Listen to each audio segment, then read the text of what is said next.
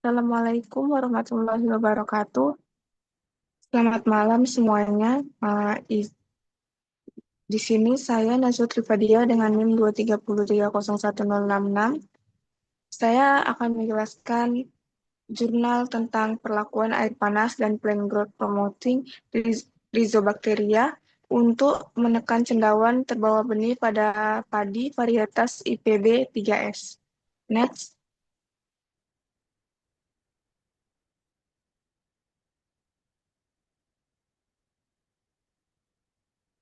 Baik, di sini ada link dan cover jurnalnya. Next.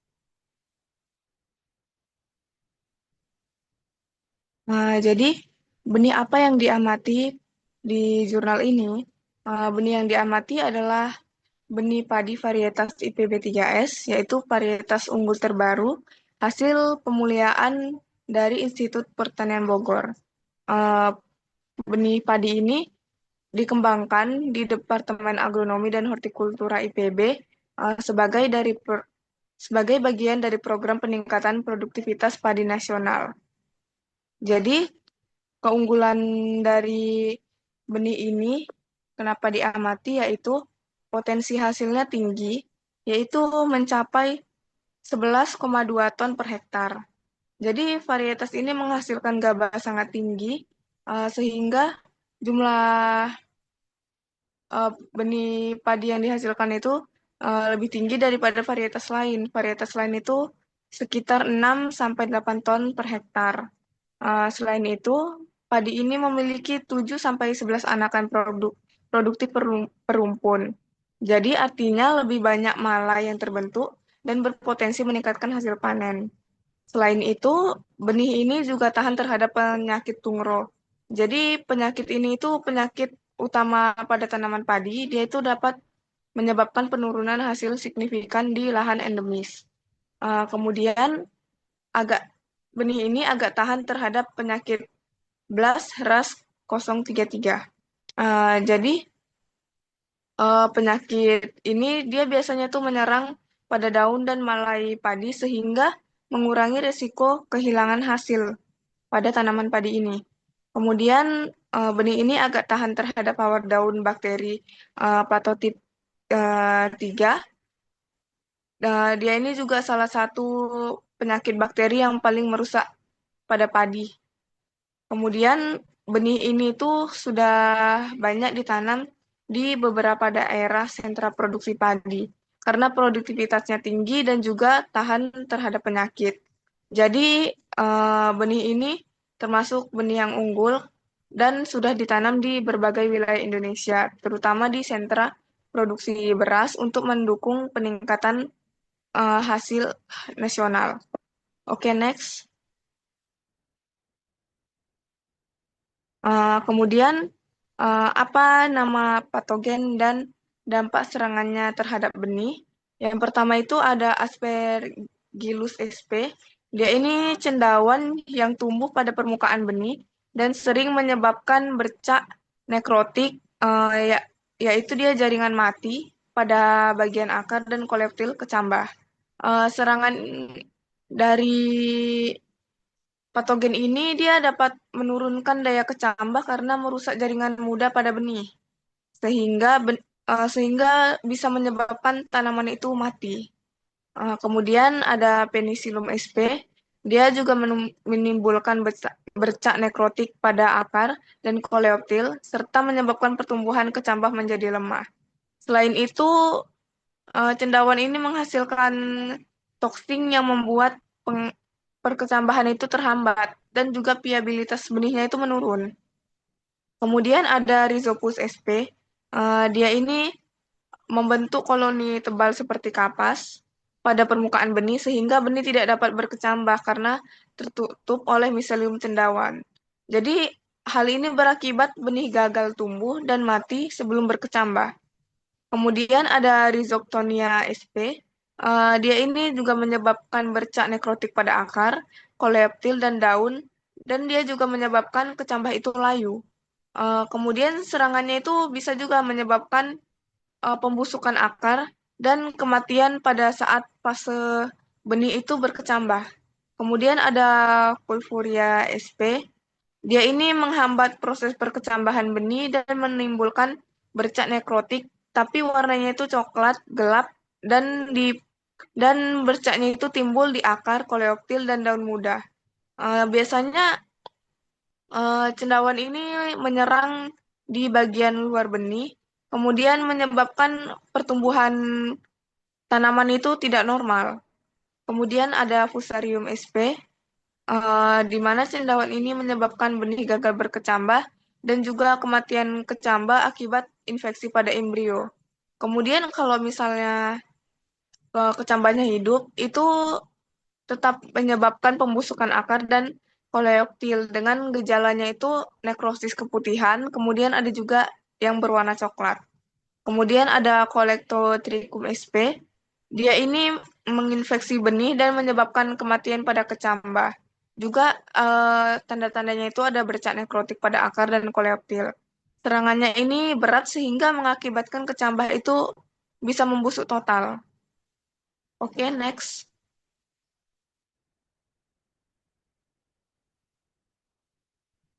Baik, ini ada gambar berdasarkan jurnal bagaimana morfologi benih yang berkecambah itu terserang cendawan.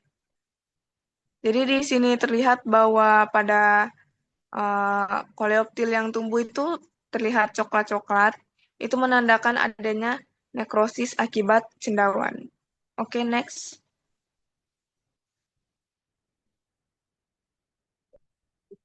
Kemudian keunggulan apa dari metode jurnal itu? Yang pertama itu ada keunggulan perlakuan air panas atau hot water treatment. Dia ini keunggulannya menekan infeksi cendawan dan terbawa benih. Jadi di jurnal ini itu ada perlakuan dengan perendaman air panas 54 derajat Celcius selama 15 menit. Jadi perlakuan ini terbukti menurunkan infeksi cendawan patogen seperti Fusarium, Colectroticum, Penicillium, dan Rhizopus. Jadi perlakuan ini dapat membunuh spora jamur di permukaan dan jaringan benih tanpa merusak viabilitas dan struktur benih. Kemudian meningkatkan daya kecambah dan keserempakan atau keseragaman benih yang tumbuh. Dia itu pada suhu 50 sampai 54 derajat, dia membantu mempercepat penyerapan air dan oksigen pada benih sehingga mempercepat proses perkecambahan dan pertumbuhan awal tanaman. Kemudian dari hasil pengamatannya itu menunjukkan daya kecambah dan potensi tumbuh maksimum meningkat signifikan dibandingkan tanpa perlakuan. Kemudian membantu mematahkan dormansi benih. Jadi suhu air panas itu membuat kulit benih itu lebih permeabel atau lunak karena air yang masuk itu mempercepat proses imbibisi atau mempercepat proses perkecambahan benih. Dan dia memicu aktifnya metabolisme benih sehingga benih dapat lebih cepat berkecambah.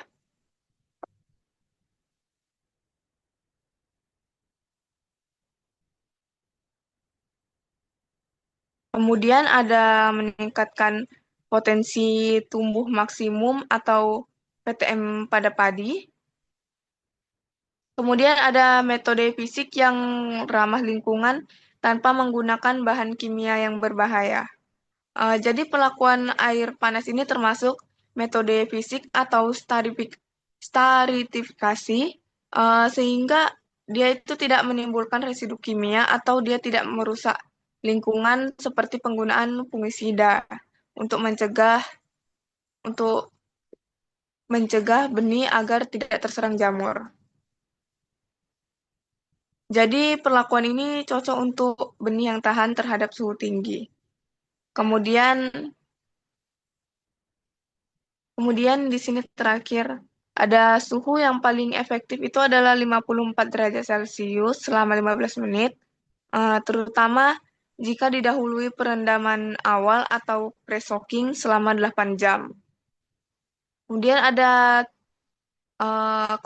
keunggulan dari perlakuan air panas ini mampu mengurangi keberadaan patogen tanpa merusak viabilitas benih. Berbeda dengan perlakuan pada suhu 50 derajat Celcius, justru dia menurunkan perkecambahan. Oke, next. Kemudian ada keunggulan perlakuan PGPR atau Plant Growth Promoting Rhizobacteria. Yang pertama ini, dia menekan infeksi cendawan pada patogen yang terbawa benih, terutama dari genus Fusarium, Colectroticum, Penicillium, dan Rhizopus.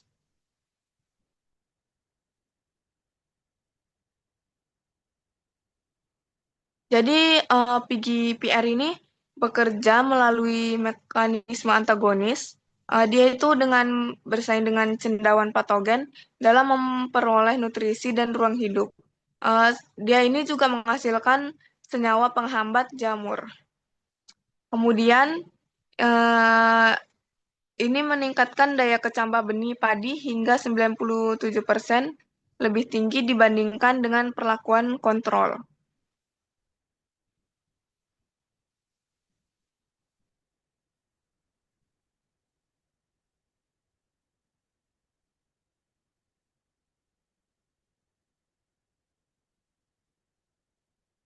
Baik, kemudian yang ketiga itu dia keunggulan dari PGPR ini meningkatkan keseragaman tumbuh dan figur benih sehingga kecambah tumbuh lebih seragam dan kuat.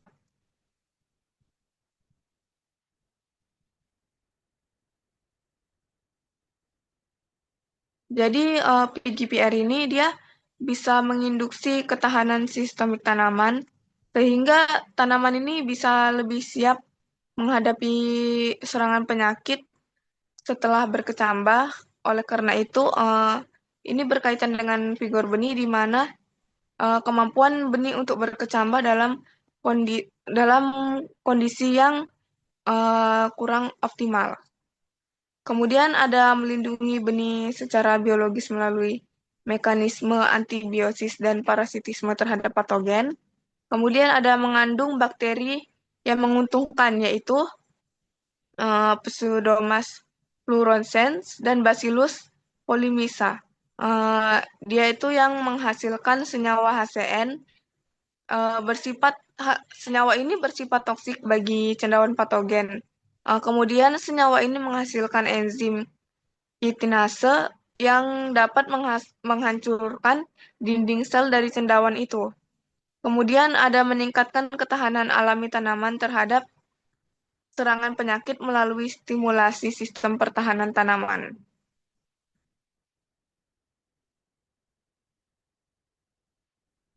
Kemudian yang terakhir yaitu ada PGPR ini teknologi ramah lingkungan dan berkelanjutan karena dia tidak menggunakan fungisida kimia.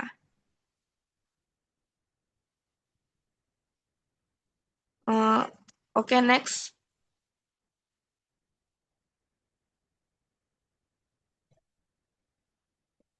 Berikutnya ada cara pengendalian atau perlakuan yang diberikan. Yang pertama itu caranya perlakuan air panas atau hot water treatment. Dia ini tujuannya menekan atau membunuh cendawan patogen yang terbawa benih dengan metode fisik tanpa bahan kimia.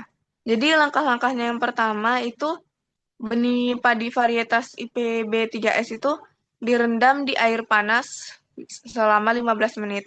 Ada 3 taraf perlakuan, yaitu direndam pada suhu 50 derajat Celcius, 54 derajat Celcius, dan 57 derajat Celcius.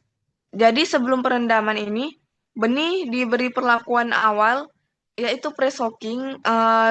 Terdapat 3 perlakuan yang berbeda. Yang pertama adalah tanpa perendaman, kemudian perendaman awal selama 3 jam, kemudian perendaman awal selama 8 jam. Jadi selama perendaman itu, benih dibungkus dengan kain kasa untuk menjaga bentuk dan memudahkan penanganan. Kemudian setelah semua perlakuan dilakukan, benih diuji kembali dengan metode blotter test untuk menilai infeksi cendawan dan dilakukan pengamatan daya kecambah dan pertumbuhan kecambah. Oke, next.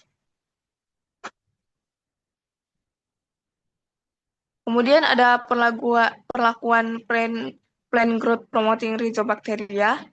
Yang pertama ini dia tujuannya mengendalikan cendawan patogen secara biologis dan meningkatkan mutu fisiologis benih. Jadi langkah-langkahnya yang pertama itu dia memakai produk PGPR komersial Rhizomax yang mengandung itu Bacillus polymixa, kemudian ada mengandung Pseudomonas fluorescens, eh, konsentrasinya itu 1%, yaitu satu gram PGPR dilarutkan dengan air 100 ml. Airnya ini adalah air steril. Kemudian benih itu direndam dengan larutan PGPR selama 12 jam. Setelah perendaman, benih diuji untuk kesehatan benih, seperti tadi blotter test, dan juga diuji pertumbuhan kecambahnya. Oke, next. Kemudian ada dari hasil penelitian. Dari hasil penelitian itu ditemukan 7 genus cendawan patogen yang terbawa benih padi varietas IPB3S. Di antaranya itu Aspergillus sp, Penicillium sp, Rhizopus sp, Rhizoctona sp, kemudian Pulvularia sp, Fusarium sp, dan yang terakhir Colectotrichum sp. Kemudian yang kedua, perlakuan air panas menurunkan infeksi cendawan terbawa benih. Jadi suhu yang efektif itu lebih tepatnya 54 derajat Celcius. Dia mengurangi infeksi tanpa menurunkan daya kecambah. Kemudian di suhu 54 derajat Celcius selama 15 menit direndam, dia memberikan hasil terbaik dalam menekan infeksi patogen Fusarium, Penicillium, Colectotrichum, dan Rhizopus. Kemudian pada suhu 50 derajat Celcius dia justru menurunkan daya kecambah karena benih ini menjadi terlalu panas sehingga menekan untuk embrio tumbuh. Oke, lanjut. Kemudian ada perlakuan PGPR. Dari hasil penelitian ini dia didapatkan menurunkan tingkat infeksi cendawan seperti Fusarium, Colectrichum, Penicillium, dan Rhizopus, seperti perlakuan perendaman air panas tadi. Kemudian ada daya kecambah yang meningkat hingga 57% dibandingkan dengan kontrol atau tanpa perlakuan. Dia daya kecambahnya hanya 91%. Kemudian meningkatkan keserampakan tumbuh dan potensi tumbuh maksimum benih. Kemudian ada kombinasi perlakuan suhu dan perendaman awal, persoaking. Hal ini juga berpengaruh karena perendaman awal 8 jam sebelum perlakuan panas, dia menghasilkan viabilitas benih tertinggi dan infeksi cendawan terendah. Oke, next. Jadi kesimpulan dari jurnal ini yaitu perlakuan air panas pada suhu 54 derajat selama 15 menit dan PGPR Rhizomax 1% selama 12 jam. Ini adalah metode yang terbaik dan ramah lingkungan.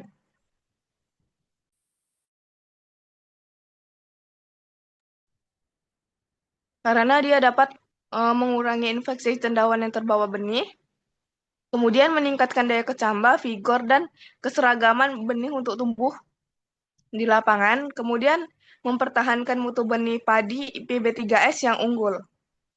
Oke,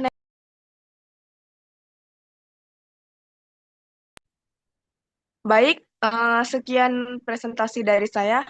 Terima kasih atas perhatiannya. Eh, bila ada kata saya, Bila ada salah kata saya mohon maaf. Assalamualaikum warahmatullahi wabarakatuh.